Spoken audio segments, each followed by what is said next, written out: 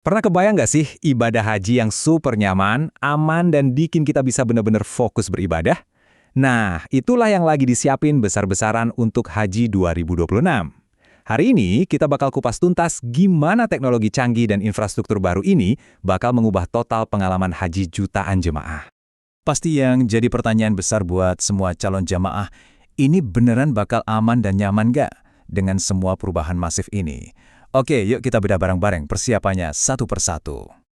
Jadi gini, semua perubahan ini tuh bukan proyek iseng-iseng ya. Ini adalah bagian super penting dari sebuah rencana raksasa namanya Visi 2030 Arab Saudi. Kita bakal lihat gimana rencana ambisius ini jadi mesin di balik semua kemudahan yang nanti, insya Allah bakal kita nikmatin di sana. Oke, jadi pembahasan kita kali ini bakal dibagi jadi 6 bagian utama. Visi di balik perubahan, terus soal kapasitas jamaah, infrastruktur baru, teknologi yang dipakai, sistem kesehatan dan keamanan, dan yang terakhir, apa artinya semua ini buat perjalanan ibadah Anda. Oke, kita mulai dari yang pertama. Sebenarnya apa sih alasan dibalik semua perombakan besar-besaran ini? Kenapa harus ada perubahan?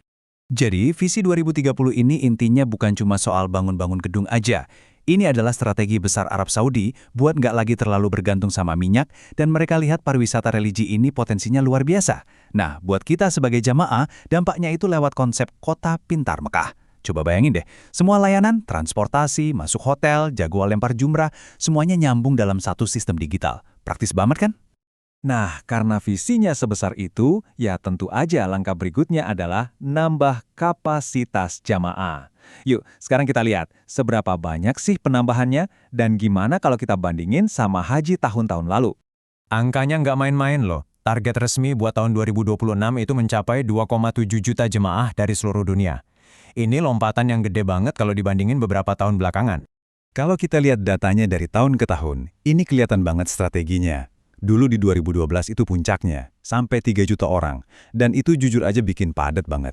Nah, setelah itu, jumlahnya sengaja dikurangi buat kasih ruang pembangunan besar-besaran. Sekarang, setelah pandemi, kapasitasnya dinaikkan lagi secara hati-hati, terencana, menuju target 2,7 juta itu.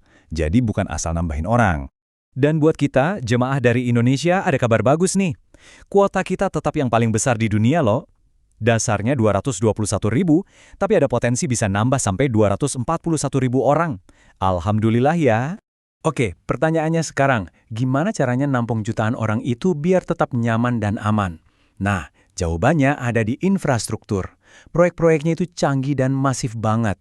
Fokus utamanya itu jelas banget, yaitu kenyamanan dan keamanan di titik-titik yang paling padat. Coba deh bayangin, tenda di Mina sekarang itu bertingkat dan full AC. Jalur jalan kaki ke Jamarot juga dibikin adem. Ada kanopi raksasa sama kipas yang nyemprotin kabut air. Bahkan ada terowongan baru yang kapasitasnya 300.000 orang per jam. Semua ini tujuannya apa? Ya buat ngelawan panas dan ngurangin capek karena desang-desakan. Nah, ini nih yang penting banget buat banyak keluarga, terutama yang bawa orang tua atau jemaah lansia. Aksesibilitas itu jadi prioritas utama. Jadi bakal ada banyak bus yang lantainya rendah, gampang buat naik turun. Terus, eskalator juga dipasang di mana-mana. Ini semua bakal ngebantu banget pergerakan jamaah yang mungkin mobilitasnya terbatas. Sangat dipikirkan. Tapi kita nggak cuma ngomongin soal bangunan fisik loh. Justru, revolusi terbesarnya itu ada di dunia digital. Ini yang bakal ngubah segalanya. Nah, inilah yang disebut haji pintar atau smart hajj. Konsepnya simple banget sebenarnya, yaitu pakai data dan teknologi canggih buat bikin perjalanan kita lebih aman, lebih lancar, dan ujung-ujungnya kita bisa fokus ibadah. Nggak pusing lagi mikirin logistik yang ribet. Perbedaannya itu ibarat langit dan bumi. Coba lihat, dulu petugas harus mantau pakai mata langsung. Kalau ada penumpukan, baru deh mereka bereaksi. Seringnya udah telat. Nah, sekarang dengan lebih dari 15.000 kamera pintar yang terhubung ke AI, sistem bisa memprediksi di mana bakal ada kepadatan, bahkan sebelum itu terjadi.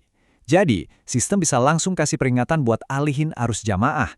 Ini benar-benar perubahan dari reaktif jadi preventif. Terus, apa aja alat tempur digital kita nanti? Pertama, ada registrasi biometrik. Ini buat mastiin cuma jamaah resmi yang bisa masuk fasilitas. Kedua, ada kartu pintar atau aplikasi di HP yang jadi tiket transportasi, kunci hotel, dan isinya jadwal kita.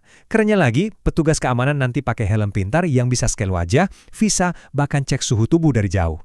Jadi setiap jamaah itu terhubung ke satu ekosistem digital yang aman. Oke, teknologi udah. Sekarang gimana dengan perlindungan manusianya? Mari kita lihat jaringan kesehatan dan keamanan yang disiapkan di lapangan.